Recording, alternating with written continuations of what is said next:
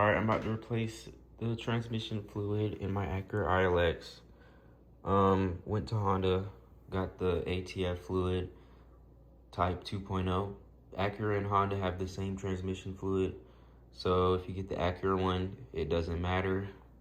It might be more expensive though. This is the crush washers right here. This is a fluid pump because the fill plug is on the side of the transmission. I don't know why they didn't just put it on the top so you can pour it in. So you need a pump. And I got this from AutoZone.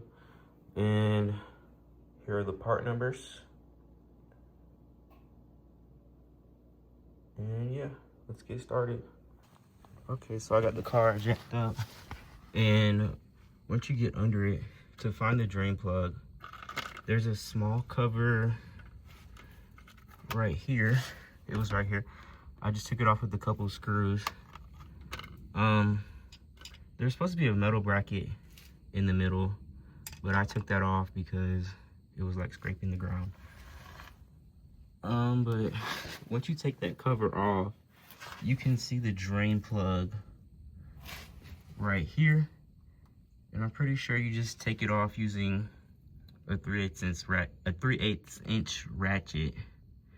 You don't need a socket or anything. Just stick it in there. So yeah. All right, so I'm on the other side because it's easier to get to the drain plug from this side.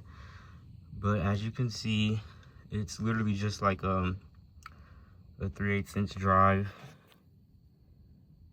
And you can just put your ratchet in there and turn it. So I'm about to use this breaker bar to get it off. And I have a 1/2 inch to 3/8 inch thing on here because my 3/8 inch breaker bar is broken.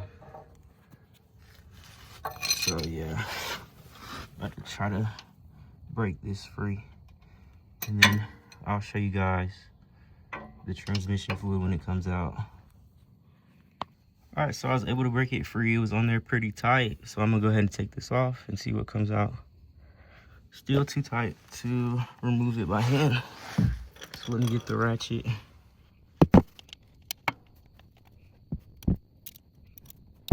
Or maybe I can get it. Okay, it's pretty hot still. Kind of scared.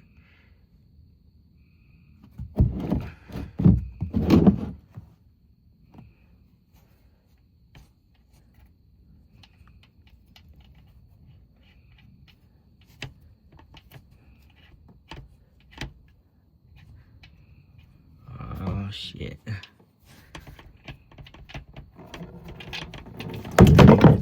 Still got it on me. It doesn't look too bad, honestly.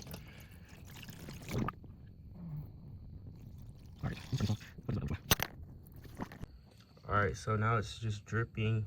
I'm gonna go ahead and put the drain plug back on, but before I do that, I have to take these metal shavings off, which honestly doesn't look too bad. But yeah. All right, so I put the drain plug back on to stop it from dripping, and I replaced the crush washer. So the smaller crush washer is the one that goes on the drain plug, and the larger one goes on the fill plug. So I'm about to torque this down. Let me figure out what the torque spec is, and I'll let you guys know. All right, so the torque spec was 36 foot-pounds. I was trying to use this Harbor Freight torque wrench to get it torqued down, but it never clicks. So honestly, I'm just gonna call it good enough and hope that I got it close enough to the torque spec. All right, so I finally found the fill plug. It honestly took me a little minute to find it, but the drain plug is right here. And if you go to the front side of the transmission, the fill plug is right here. It's a 17mm bolt. And honestly, you're supposed to take it off before you even remove the drain plug, but it's too late for that now. So I'm about to go ahead and take it off and fill up the transmission. All right, so I just took the drain plug off, and the crush washer was stuck to the transmission, so I had to just kind of use a screwdriver to get that off. It wasn't stuck to it that hard, but it didn't come off with the drain plug, or the fill plug. So there it is. I'm about to work on filling it up now. All right, so here's that little hand pump tool. that I got from AutoZone. You just take the top off the bottle and then screw it in, and you can pump the fluid into the fill plug right here. So we'll see how well this goes. It seems like it's gonna take a very long time, but it's okay. Okay, so I just finished pumping 1 quart in. Honestly, I was surprised at how well this little pump works, and it didn't end up taking as long as I thought it would just for that 1 quart, but I'm gonna go ahead and put the rest in. So I just wanted to show you guys how it looks like when you're putting the fluid in. So the tube obviously goes up to the fill plug, and you literally just pump this until the bottle's empty. And one thing I did realize is when you use this tool, it's not actually going to get all of the transmission fluid out of the container. There's going to be like 4 ounces left, so you'll probably just want to like pour that into 1 container and then try to get the rest out. So far I've used 4 quarts, and I just poured what was left over into 1 bottle. So I'm gonna go ahead and put this in, and I had an extra quart just in case, so I'm gonna keep filling it up. And I think you're supposed to, it's like 4.1 quarts depending on what kind of transmission you have. So I'll have to look and see how much I need. Okay, so I was looking at the instructions, and it looks like your transmission can either take 4.3 or 4.1 quarts of transmission fluid. And the way you can tell is if you have a little line next to your fill plug. Mine doesn't, so it's going to take 4.3. If yours does, it's going to take 4.1. All right, so I finished putting, what, 4.3 quarts in, and this is how much I have left.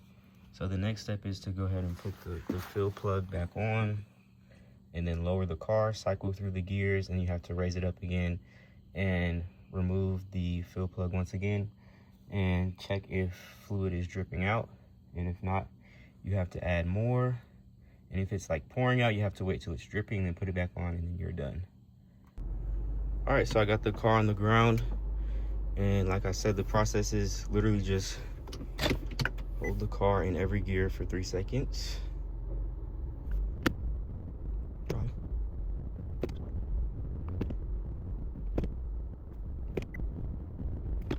All right, so now we can jack the car up again and remove the fill plug and see if it's dripping out.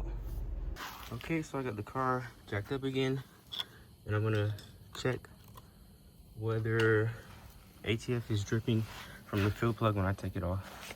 Okay, so I took the plug out. There's nothing dripping out. So what I'm gonna do now is fill it up until it overflows, and then wait until it starts dripping, and then put that plug back on.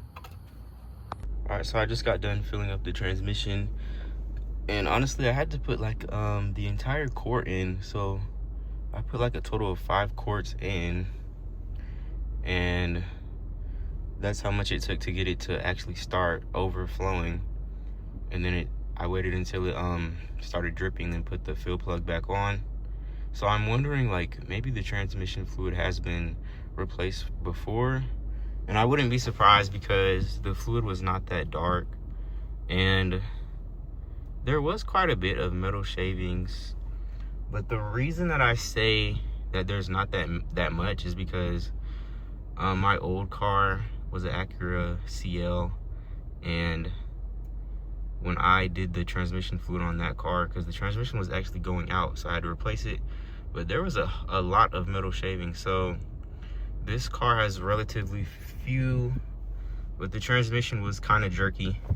So I'm gonna take it for a drive and see whether the transmission is smoother now or if it's worse.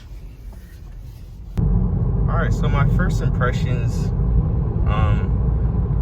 the transmission seems a lot smoother now. It seems to be shifting faster, and there's a lot less jerkiness. So if your ILX is kind of at a similar mileage at 130,000 miles, and your transmission is kind of jerky, honestly, I would recommend you should probably go ahead and get the fluid replaced. It's probably not going to hurt anything, even though I know people like to say that replacing your fluid at a high mileage can cause problems.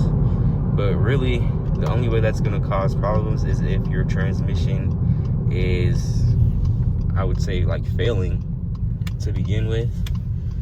So yeah, the procedure is not that difficult. The hardest part really is just filling it up with fluid, because it is in an awkward spot. But I would say it's worth it, and you should be doing it anyways, like every 30,000 miles, 30 to 60,000 or something.